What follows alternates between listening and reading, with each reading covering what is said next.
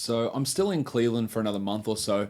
What should I visit, do, or try out? Also, what's the Blue Jackets playoff schedule? I might scoot down there for a game. You are Locked On Fantasy Basketball, your daily fantasy basketball podcast, part of the Locked On Podcast Network. Your team every day.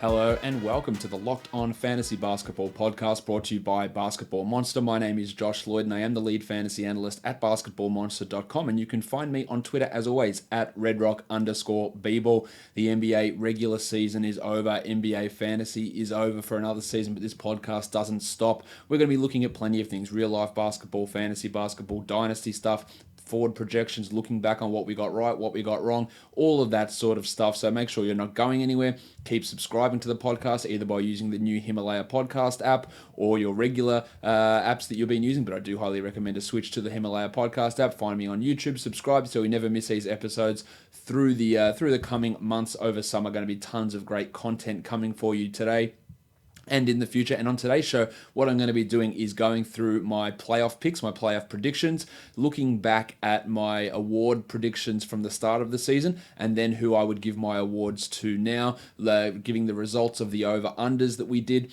in the preseason as well, and just talking about some general news that did go on in the NBA over the last 24 hours. Michael Bolton. Let's get to it. Let's get to it. That's right. Let's get to it indeed. We'll start just by looking at some of the firings and hirings that have occurred in the NBA over the, last 24 hours. It's probably over the last 6 hours that most of these have gone down.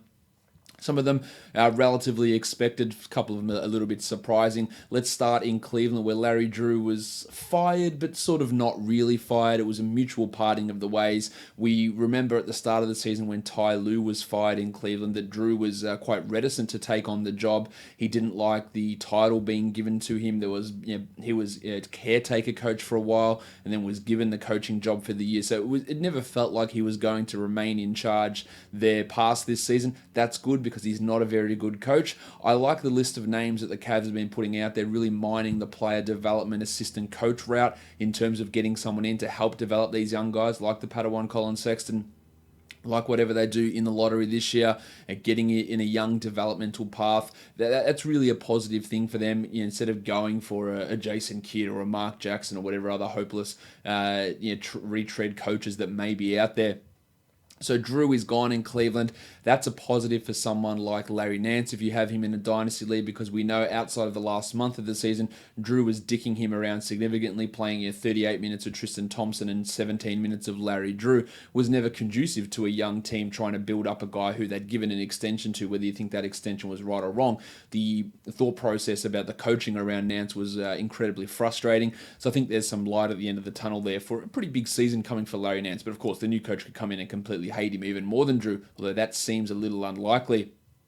In Sacramento, probably the biggest surprise of the day is the firing of Dave Yeager. Brandon Williams was also always let go, but we can talk about Yeager, and I've talked negatively about Yeager in the past as in terms of him as a coach. I've praised him this season for some of the work he's done, but I've also been critical of some of the things he's done this season. But in the end, the way that this season ended, it was a negative for Sacramento. They did really struggle down the stretch, but it wasn't just his on-court stuff that got him fired. It was the constant butting of heads with him and his players. It's been a noted thing. He's quite stubborn. And the front office, the comments publicly about Luka Doncic early in the season, where he was pretty obviously lamenting the fact that they didn't draft Doncic and then had to backtrack and really go the old Dutch rudder on Marvin Bagley multiple times to try and make up for it. The constant headbutting between Vlade Divac and Dave Yeager was pretty apparent earlier in the season. All those reports coming out about Yeager looking to be fired by that front office, including by Brandon Williams, and the leaking and the discussions and the butting of heads there seemed pretty clear. And as soon as Vlade got his GM extension, which I'm not sure I fully agree with that, Divac has made some pretty poor decisions in terms of the GM role. Actually doesn't know what he's doing. A lot of it has improved, no doubt about that, but has made some curiously poor decisions. We know the Sacramento Philadelphia trade The Zach Randolph, George Hill deals were pretty poor. Yes, you're drafting De'Aaron Fox was a good decision. That's fine. It was pretty much a no-brainer at that point. I didn't agree with the Bagley choice, but the fact that he got those two guys, who are foundational pieces for this team now, is all to do with lottery luck. They weren't in that position. They jumped up to get into those spots to draft those guys, and I still think that the choice of Bagley was a wrong one by Divac. But as soon as he got that extension, given the tension between him and Jaeger was always going to be in trouble. It has a little bit of a feel of Vladi thinking it's similar to the Mark Jackson in Golden State scenario, where, okay, he's improved us, but can he take us any further? We also don't like the negativity that surrounds him in some of his interactions with staff and players, so let's get rid of him. What decision they make next is obviously really key. But I can get behind this move, despite the big improvement that Sacramento made this season. It was a huge improvement, no doubt about that. But I understand the thought process, not that I'm necessarily 100% behind Vladi's decision-making in general. In Memphis, JB Bickerstaff was fired and Chris Wallace, their GM, was demoted. These are both absolutely 100% the correct decisions. Now, in general, I'm not a fan of firing a coach after giving them one season. But there's a couple of things here with Bickerstaff. He was the coach for most of last season after Fizdale was fired. Didn't do anything interesting at all to make me think that he deserved the job. They gave him the job after interviewing exactly 0 candidates. It made no sense to do that. They signed him to a multi-year deal, which never made really any sense. And he was poor at look, not only poor, he was bad at coaching this season. Poor rotational decisions at times, poor minutes distribution, limiting Jaren Jackson Jr. when it really wasn't necessary, playing Chandler Parsons at small forward over Kyle Anderson at the beginning of the season. Lots of curious decisions from Bickerstaff, which were apparent. If you saw his coaching in Houston or his coaching in Memphis last season, you realize he is not an NBA caliber head coach. It was really clear. And to hire him without any sort of search process or interviewing any other candidates is just an example why by some bad teams, and the Grizzlies have had some good moments, but bad teams remain bad teams because of piss poor processes and ownership that makes either the wrong investments or meddles. And that seems to be the case in Memphis. Now, Chris Wallace has been demoted from his GM role. They've brought in promoted a couple of guys in-house to new positions there. Now, whether they remain as the sole basketball decision makers remains to be seen. Zach Kleiman is currently the guy who's in charge of basketball decision making, or they look to get another GM in. That does remain to be seen. But I think this is the right decision. Now, there is some rumblings that Igor Kokoshkov could be fired in Phoenix, and after one season, I think that would be an absolutely terrible move for them to do it. But the Bickerstaff one, I totally get it, because it's not just about what are the results on the court. It's about the process you get to those results, the decision-making that you make along the way. And I think Bickerstaff has failed that at every opportunity that he has had. In Phoenix, speaking about hiring people without any interview process, James Jones has been named the permanent GM. The fact that Ryan McDonough was fired in the start of October and the Suns never had a permanent GM all season, we just had Jones acting in that interim position, was ridiculous in itself. They hired Jeff Bauer to be the executive vice president of basketball operations, so the overseer of all basketball decisions. I'm not a massive fan of Bauer and his work in Detroit, and even less of a fan of just hiring Jones without interviewing any other GM candidates. Now, Jones, you can say that he's got good relationships around the NBA with players, and that's fine. He seems like a ripper bloke. I'm not sure that he has the acumen to be a GM at this point. Some of his decision-making has been curious, to say the least. The Kelly Oubre trade, I did like that from him. But I'm not sure that every decision that he made has been great, or that he does have that understanding. You're giving away that 2021 Miami first-round pick was not the greatest use, although that wasn't really him. That was McDonough, so to be fair to Jones, although he did have input in that because he was working in that office. The Tyler Johnson deal, not a massive fan of that one. I don't really understand that trade from the Suns' perspective, from Jones, but he is in that job. And look, he does get a bit of a benefit of the doubt here, even though I'm not confident in him, but it's more the process that I'm querying with Phoenix. And again, that's when we talk about bad teams staying bad. Robert Sava, he is the main ingredient in that in Phoenix, and that's where we're currently at with that Phoenix Suns team. I didn't expect to be talking for that long on all the hirings and firings that happened. This was an impromptu part of this show. We had other stuff we're going to get to, so let's get to that other stuff now. Let's look at the NBA awards. You can see up on the screen if you're watching on YouTube all my award decisions. I'm going to go through each of these awards, the 6 main awards we're going to be talking about here. what my preseason predictions were, or guesses were. Well, that is a prediction, and how I would, if I had a hypothetical vote. NBA, if you're listening, I'd happily take a vote, and I will be very, very serious about my awards votes if you wanted to give me one, but I'm sure you won't. In the preseason, I had my MVP top 3 as Kawhi Leonard, Anthony Davis, and Giannis Antetokounmpo. They were my top three MVP picks at the beginning of the season. At this point in the season, it's obviously really hard to separate Giannis and James Harden. I did go with Giannis as the MVP, Harden as number 2, and Paul George as number 3. The reason for me having Giannis over Harden, now Harden's offensive impact is beyond reproach. He has been unbelievable in getting his team from where they were at the start of the season, which some of that blame does go on him, to push into that spot where they had a chance at the 2 seed, unfortunately falling all the way down to the 4 seed because of the craziness from Wednesday. But defensively, Giannis brings it offensively. He's important. He's not as good as Harden offensively. We know that. But the significant difference between Giannis defensively and Harden defensively puts Yanni into that position to me, carrying this Bucks team, not on his own, with other talented players around, obviously, and he probably had a better supporting cast than Harden. I would take Giannis. But look, if Harden end up winning the award, which I don't think he will, but if he does, I think it's 100% deserved and absolutely no problem with it. I wouldn't be, oh, that's bullshit, Giannis needs the award. I'm not like that. Same as if Harden gets it. There are certain situations where I would be like that, but for MVP, these guys are really close, and I slotted Paul George in there at number 3. I think, look, he had struggled a little bit at the start of the season, dropped off at the end of the year, but I do think that over the course of the season, that he is probably that third guy over the course of the year. The other guy I'd debate there is Nikola Jokic, perhaps. Again, just dropped off a little bit at the end of the season, but he would be the other guy that I would have had in that discussion for the third place MVP vote. At the start of the season for Rookie of the Year, I had DeAndre Ayton as number 1, Luka Doncic as number 2, and Trae Young as number 3. I thought that Ayton would go out there and put up a lot of big numbers, perhaps get to the 20 and 10 type of average, play a lot of minutes. His minutes were a little bit fewer than I thought they would be this year. His impact defensively, he struggled, which we thought he would. He wasn't quite at that same level, whereas Doncic, they gave him the ball straight away. His usage, free throw rate, all that sort of stuff was massive for a rookie. I thought maybe they'd just cut him back a little bit, ease him in. We know that Rick Carlisle has been a little bit skeptical about using rookies, but I guess when you've got one that's historically good like Doncic, you give him the ball. So in the end, my Rookie of the Year goes to Luka Doncic. I have Trae Young at number 2, and I have Ayton at number 3. I think I would have had Jaren Jackson Jr. at number 3 had he played for the remainder of the season, but because Ayton was good offensively, again, some of the Kokoshkov stuff with him was frustrating in terms of not getting him the ball. Some of that's on Ayton, some of that's on Kokoshkov, some of that's on Booker and the other point guard play. Defensively, he struggled a lot, and I think he's going to continue to struggle in his career, but offensively, he put up some really good numbers. So he's in at number 3 there.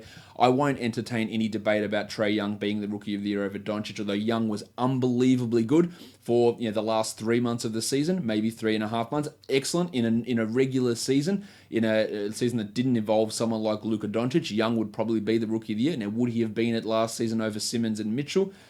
I probably still would have had Simmons over him. Him and Mitchell was an interesting discussion. The year before, Brogdon, he's a clear Rookie of the Year winner in that year. Michael Carter-Williams here, clear Rookie of the Year winner in that year.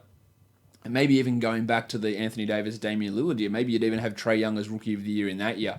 But for this season, I'm going with Doncic as my Rookie of the Year, pretty clearly over Trae Young. Most improved player, my 3 picks at the beginning of the season: Tobias Harris, Taurean Prince, and Karis LeVert. Toby Harris had a great season. Probably didn't take as big a step forward as necessary to win this award. Taurean Prince, that was a shit pick for me, obviously, because he was a disaster this season, and my hopes with him in terms of his prospect value have really declined. And Karis LeVert, well, that was looking like a really prescient pick at the beginning of the season.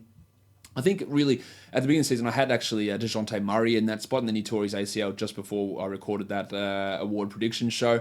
Slotted LeVert in there, and before his injury, LeVert was looking like, he's going to be in realistic discussion for this award. But of course, hurt his ankle, dislocated his ankle, missed the chunk of the season, came back at the end, and wasn't the same guy.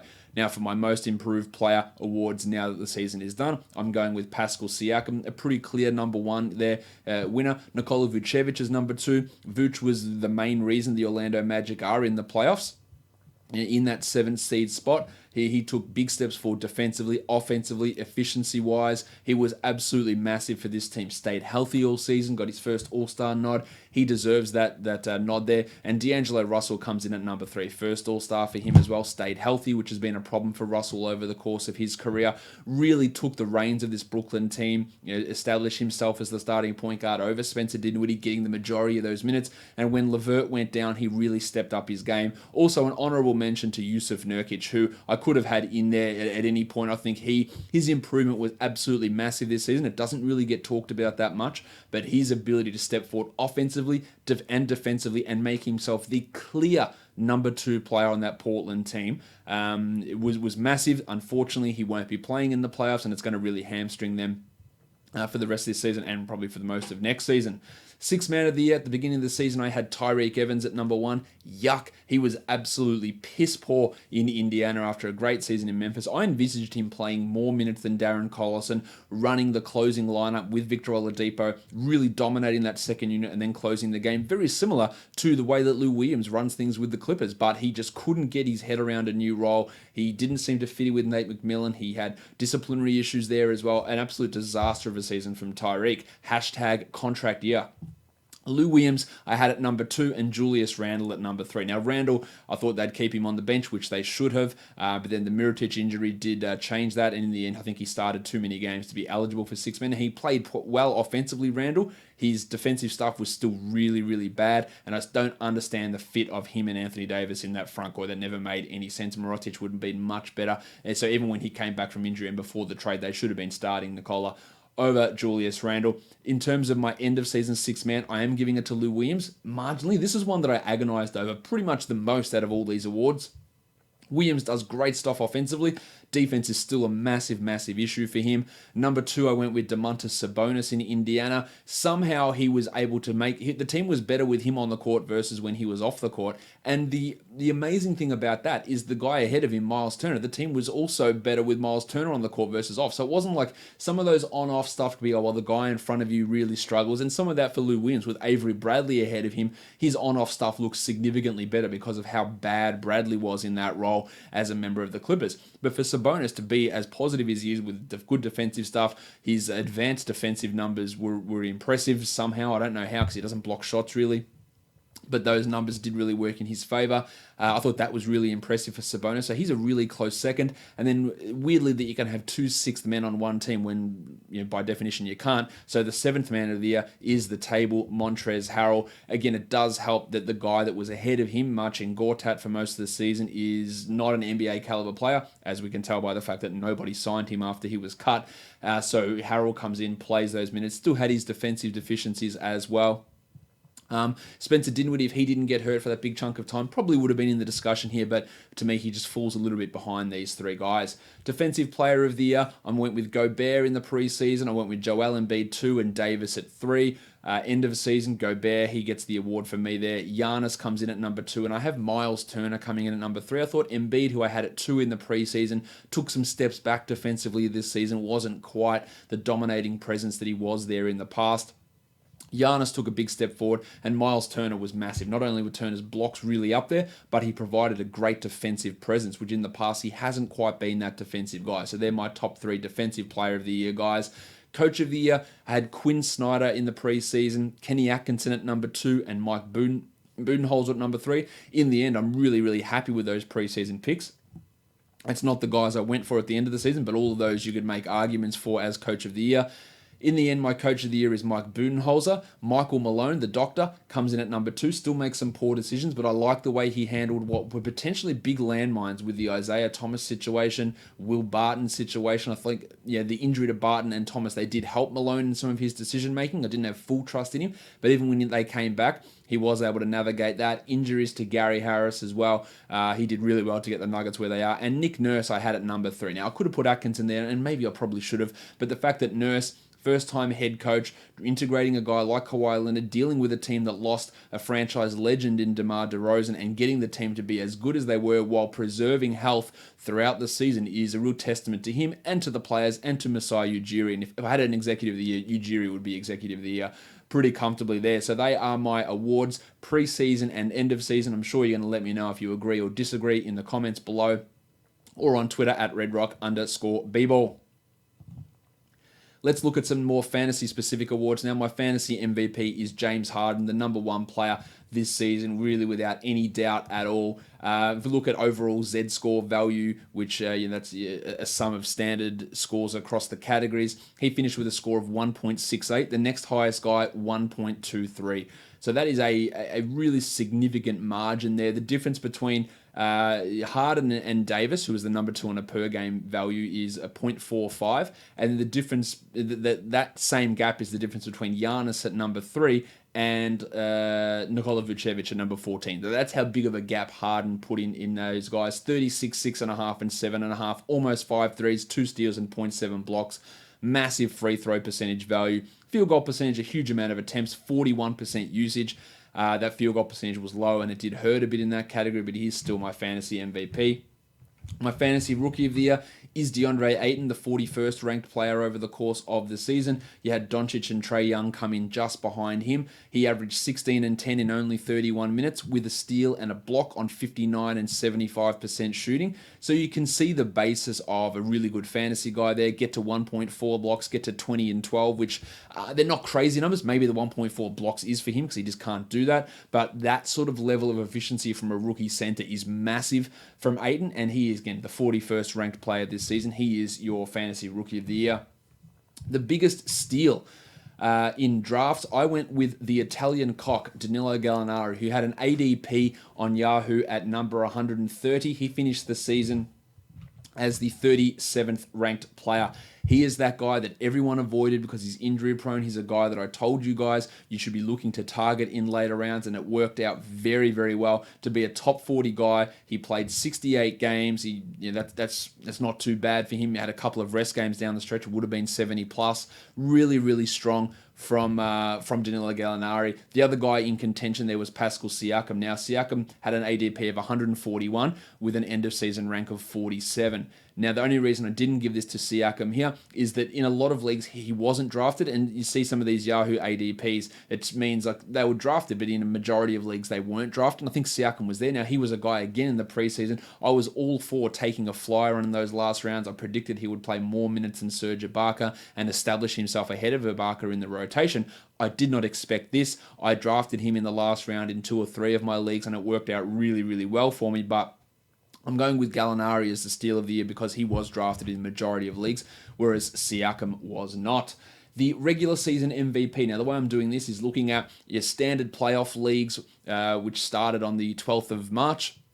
So before that, in terms of total value, who was the best ranked player in that regular season portion? Of course, it was Harden. And then I did a fantasy playoffs MVP, which is those 3-week standard playoffs from the 12th of March through to the 31st of March. Who had the most cumulative value over that time frame. And again, it was James Harden, and the value difference he had in that time was even bigger than it was over the course of the season. I said that he had a 0.4 standard score buffer on the number 2 guy. In the fantasy playoffs, he had a 0.8 standard score buffer.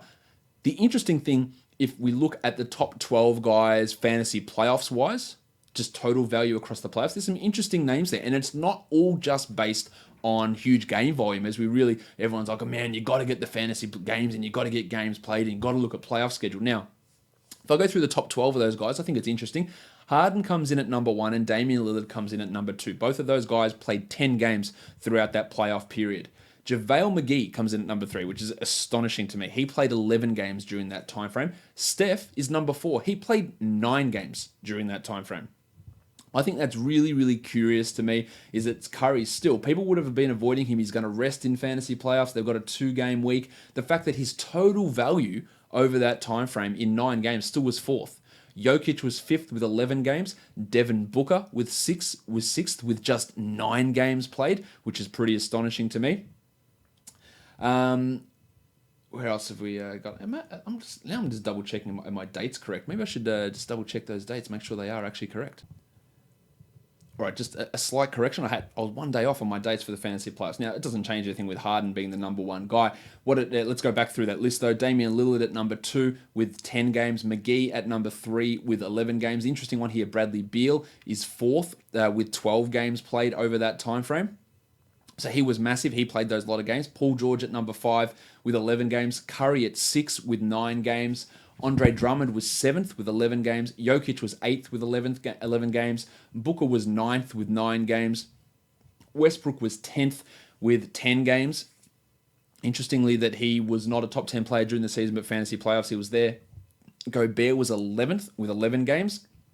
And 12th was Giannis Antetokounmpo with 7 games played over that time frame. So it's not just all about value or fantasy playoff schedule, because there are plenty of guys who are in the top 50 who played 8 games. Durant, Butler, Kawhi. Now, they did fall off a bit with some of their games played, but guys like Joel Embiid was the 15th best player in the fantasy playoffs with 7 games played.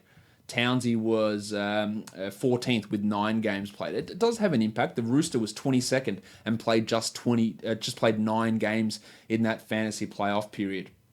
So while it does have an impact, it's not the be-all and end-all of everything. And those extra games can make a difference, no doubt about that. But someone like DJ Augustin, for example, had 9 games. Oh, the Magic's playoff schedule, it's terrible. He was the 70th ranked player in that playoff period, playing just 9 games and being DJ Augustin.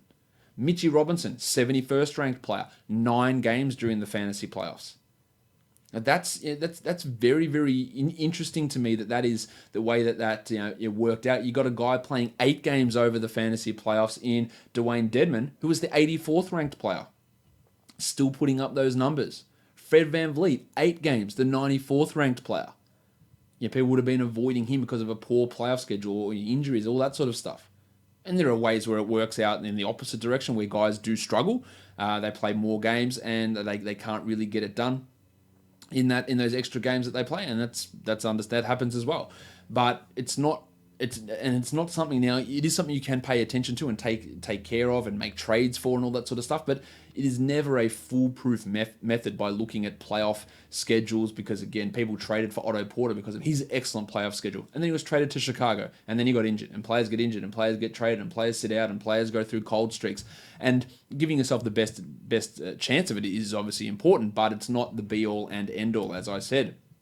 Now, if we're going to look at fantasy steal of the season, which we already have, let's look at the biggest bust. Now, I looked for guys here when deciding this, players who had an ADP inside the top 100. So I could look at Ryan Anderson, who had an ADP of 140, ridiculously, but he did. He was not drafted in a majority of leagues, and he finished 474th. Yeah, that's a huge bust. But I want guys who were picked in the top 100 who failed to deliver the most, and the answer to that is Farton Will Barton, the 58th ranked player, ended up 196. Now, of course, injuries impacted him, but that 196th is not based on a total value, it's on a per game value, and Barton obviously struggled. We talked about him the other day and how I didn't like how he was going to fit in this starting lineup. The hip injury obviously wrecked him quite a bit, and it was a terrible season from him. The other guys in contention for that, Gary Harris, of course, at 168th, Barton's teammate.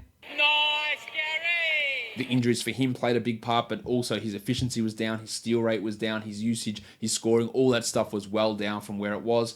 Dwight Howard was drafted 68th. He was bad in his time frame. Yes, the injuries played a part there, but this is not just about, this is on per game basis, not on a total value basis. Dario Saric would come in next. The Iron Shoulder Goran Dragic would come in next. 2 guys who I actively avoided in drafts, so that actually worked out pretty well in my behalf there. Brandon Ingram was drafted 78th and ended up 160th. Gordon Hayward, 54th and ended 128th. He was not great. The pencil Harrison Barnes at 79 and Dennis Smith at 85. Both of those guys had their struggles. Barnes should never have been going that high. Timmy Hardaway at 75, Andy Wiggins at 85, and the artist formerly known as Taurean Prince, who I really missed on this season. He was also one of the biggest busts this season. So they are your awards of the year. Let's have a look at the over and unders for the season and have a look how all that went. In the end, let's have a look. I got 15, nailed 15 of the over unders. Greg Ehrenberg, who did the show with me. As Greg runs in, we realise this could get dangerous. He ended up getting 16 of his over-unders right. So it was an okay season, wasn't a great season, but for our best bets, we offered out 5 best bets over-unders. We nailed 4 of those each, so that was a really good return, what we did there. So let's go through each of these teams and have a look. For the Hawks, their over-under was 24.5. I went the over on that one, ended up being correct. Correct pretty comfortably. They got 29 wins, the Atlanta Hawks. The Boston Celtics, 57.5 was their over-under. I went the under on that, obviously correct on that by a significant margin. They finished with just 49 wins.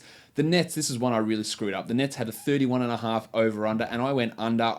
Thinking back, I'm not really sure how I did that. They smashed that. 42 wins they ended up getting, so I got that one wrong. The Hornets had a ridiculously low over-under of 35.5. I went over. I got that correct. They ended with 39 wins. The Cavs, 30.5. I went the over on that. Obviously, massively off there. 11 games off. They won just 19. But I think if Kevin Love had have stayed healthy, which of course is a big if, they would have gotten at least closer to that. But it didn't happen, so I missed out on the Cavs. Actually, the Bulls, talk about that one. The Bulls had a 28.5 over-under. I went over. I don't know why I went over. I thought they were going to be terrible. I don't know why I ended up going the over on them. That was obviously incorrect. They finished with just 22 wins. The Mavs, 34.5. I went the under on that one. I got that one right. I think only just that I got that one right. Yeah, they had just the 33 wins. The Nuggets, 46.5, went over. I was massive on the Nuggets heading into the season. Smashed that over. Got that one right. The Pistons, 38.5. Went the over on that one as well. They got to 41 wins, so got that right. Looking back at some of these, I'm thinking, what was I thinking? The Warriors, 63.5. I went over. I don't know why I went over. That is such a huge win total. That is a poor decision from me. The Rockets, 55.5. I thought that number appeared way too low. In the end, it was too high, amazingly, after they won 60 games last season. So I went the over on the Rockets, got that right. The Pacers, 46.5. I was expecting some Oladipo regression. I got that, but somehow they still went over the 46.5, so I got that one wrong. The Clippers, 35.5. Went over. That was an easy call. Got the correct there. The Lakers, under 48.5. I went under there as well. Got that one correct. And the Grizzlies, 33.5. I went over and got that one wrong too. Couldn't really bank in. Well, I probably should have banked in how poor of a coach Bickerstaff was, but I thought getting a healthy Conley and Gasol back, which they did, would push them over. Unfortunately, they didn't get there. They started out really well. They faded, and they ended up just a half game out of that one. So I feel like I'm a little bit unlucky not getting that one there for the Grizzlies. The next guys we look at, the Miami Heat, they were 40.5. I went the over on that. I missed that by a game and a half. They won 39, so I got that one wrong. I don't get what I did here. The Bucks, 46.5. I went under. That was massively incorrect. That was a terrible decision from me. The Wolves, 44.5. I went under. That was pretty clear, especially with the Jimmy Butler news that they were going to go under. They just had 36 wins. The Pelicans, 44.5. I went under on that one. That was a little bit ballsy of me at the time. Got that one correct. The Knicks, 29.5. The easiest bet on the board. Under. Smash that one. The Thunder, 49.5. I went over. Got that wrong. They won 49. So that's two of the ones that I've missed. I've missed by half a game. The Magic, 30.5. I went under there. Now, they obviously made me look silly, winning 42 games. I just did not see this level of improvement, so kudos to Steve Clifford and to the Magic team. The Sixers, I went 54.5. I went the over. Missed that one as well. It's probably a poor decision in hindsight. The Suns, 29.5 under. As easy a call as you'd want to get. Got that one correct. The Blazers, 42.5. I went the under. I thought they would drop off dramatically. They didn't. They got better. Huge performance from Lillard and Stotts and Nurkic to get them to that level, so massive from them. And of course, I really missed the Kings. I went under 26.5 with Sacramento. I thought they'd be one of the worst teams in the NBA, so I got that one wrong. The Spurs, I went under 44.5. They made me look silly. They started out pretty poorly, but really fired up at the end of the year on some really crazy two-point shooting, so I got that one wrong. Raptors, over 54.5. Got that one right, so I'm happy with that. They won 58. The Jazz, 48.5 over. Got that one right by a game and a half. And then the Wizards, under 44.5, seemed pretty easy as well, and they got only 32. So got that one correct. So in the end, getting 15 right. Now, my best bets were the Knicks under, got it. The Clippers over, got it. The Nuggets over, got it. The Grizzlies over, missed it by half a game. And the Suns under. So 4 of 5 of my best bets came good. So let's have a look now at how the playoff matchups are going to go, who I'm going to pick in how many games for this first round playoff matchups. Looking at the Eastern Conference, I think the Bucks are going to sweep the Pistons 4-0. in this round. Now, we don't know the status of Nikola Mirotic. Malcolm Brogdon, I doubt will play. Tone Snell should be back, but I think the Bucks have enough in them to beat this Pistons team, who's struggled so much down the stretch and literally might be without Blake Griffin for one or two of these games. So I think the Bucks can really put it to the Pistons here, and this should be a short series. The Raptors against the Magic.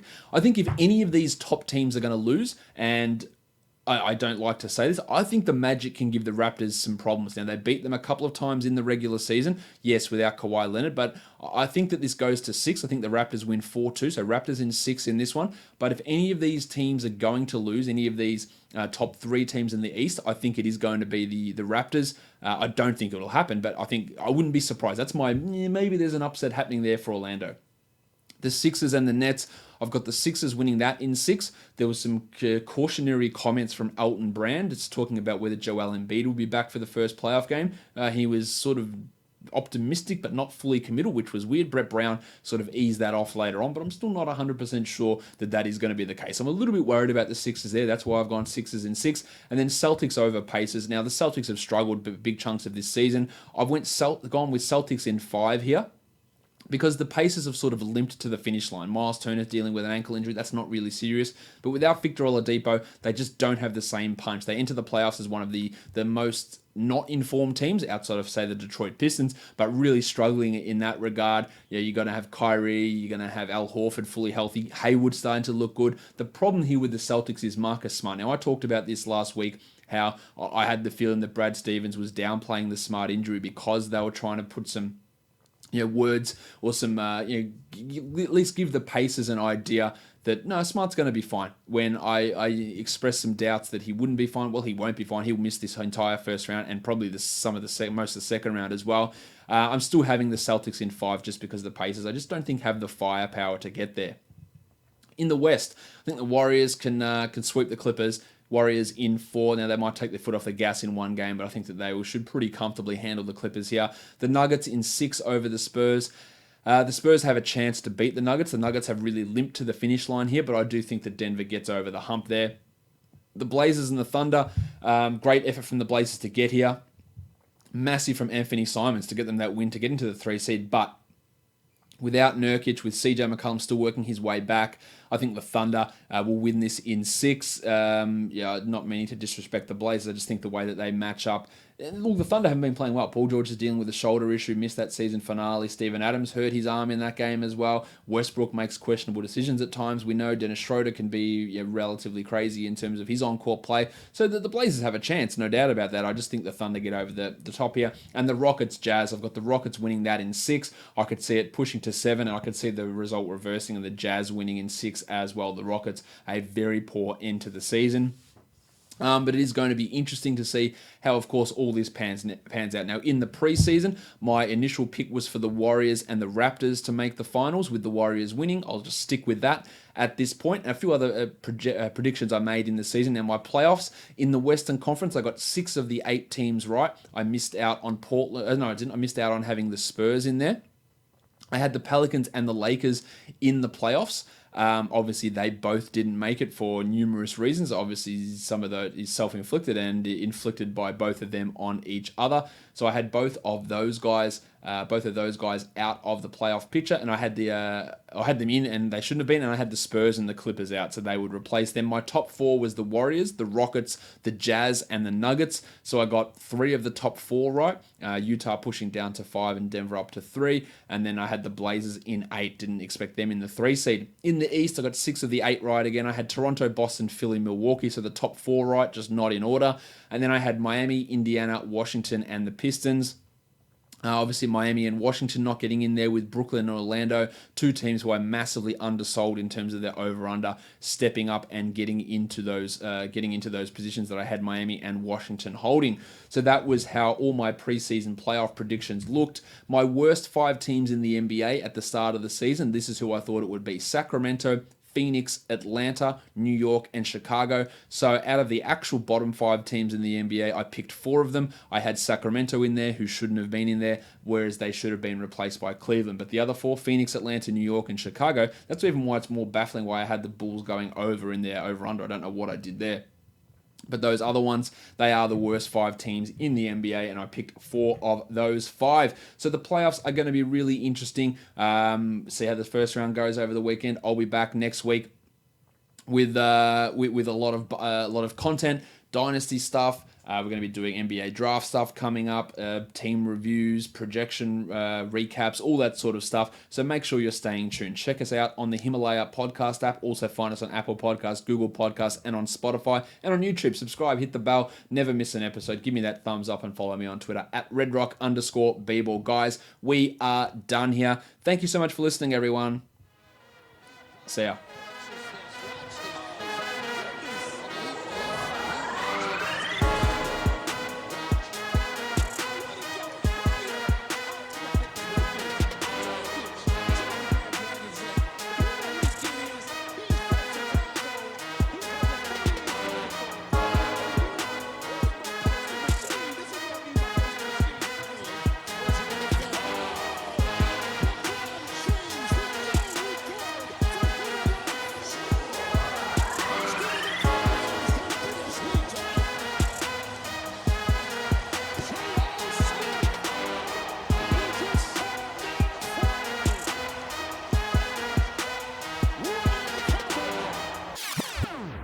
Channing Frye.